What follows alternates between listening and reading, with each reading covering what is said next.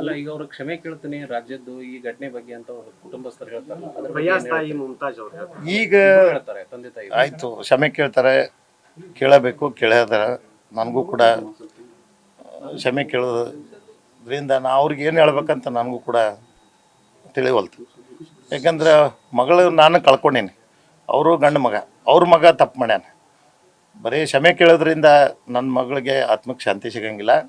ನಾನು ಕೇಳೋದೇನೆಂದರೆ ಅವ್ರ ತಾಯಿಗಾಗಲಿ ಮತ್ತು ಅವ್ರ ತಂದೆಯವ್ರಿಗಾಗಲಿ, ನಿಮ್ಮ ಮಗ ಈ ಸ್ಥಿತಿಯೊಳಗಿದ್ದ, ನಿಮಗೆ ಗೊತ್ತು ಏನೇನೇ ನೀವು ಅದಿರಿ ಏನಿಲ್ಲ ನಿಮ್ಮ ಫ್ಯಾಮ್ಲಿ ಬಗ್ಗೆ.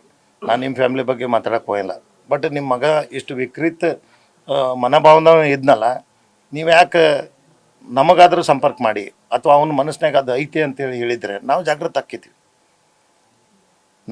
ಆಕ್ಕಿದ್ವಿ, ನಮ್ಮ ಮಗಳನ್ನು ಶೇಪ್ ಮಾಡ್ತಿದ್ವಿ. ಮತ್ತು ನಾವು ಅದಕ್ಕೇನು ಕ್ರಮ ತಗೋಬೇಕಾಯ್ತು ನಾನು ಅದನ್ನು ತೊಗೋತಿದ್ದೆ. ನಮಗೆ ಸ್ವಲ್ಪ ಮಾಹಿತಿ ಕೊಡ್ಬೇಕಾಯ್ತು.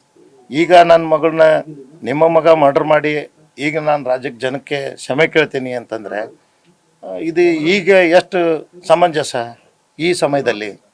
ಇದೇ ನಮಗೆ ಮೊದಲೇ ಹೇಳ್ಬಿಟ್ಟಿದ್ರೆ ನನ್ನ ಮಗಳನ್ನಿಂತ ದುರಂತ ಸಾವು ಆಗ್ತಿದ್ದಿಲ್ಲ. ಅದು ನಿಮ್ಮ ಮಗನ ಕೈಯಾಗಿ. ನಾನು ಇಷ್ಟಕ್ಕೆ ನಾವು ಅವ್ರ ಮೇಲೆ ನಾವೇನು ಈಗ ನೀವು ಹೇಳಿಕೆ ಕೊಟ್ರಿ ಅಂತ ನಾನು ಹೇಳತ್ತೀನಿ. ನಿಮಗೆ ಗೊತ್ತಿತ್ತು, ನೀವು ಅದನ್ನು ನನಗೆ ಹೇಳ್ಬೇಕಾಯ್ತು. ನನ್ನ ಮಗ ಹಿಂಗೆ ನಿಮ್ಮ ಮಗಳ ಮೇಲೆ ಮನಸ್ಸು ಮಾಡ್ಯಾನ್ರಿ, ಸ್ವಲ್ಪ ನಿಮ್ಮ ಮಗಳ ಜಾಗೃತಿ ಇರಲಿ, ಯಾವುದೇ ರೀತಿಯಿಂದ ತೊಂದರೆ ಆಗಬಾರ್ದು, ನೀವು ಸ್ವಲ್ಪ ಕಾಪಾಡ್ರಿ ಅಂತ ಹೇಳ್ಬೇಕಾಯ್ತು. ಇಬ್ಬರು ನೀವು ಎಜುಕೇಷನ್ ಫೀಲ್ಡ್ನಾಗ ಇದ್ದವ್ರು.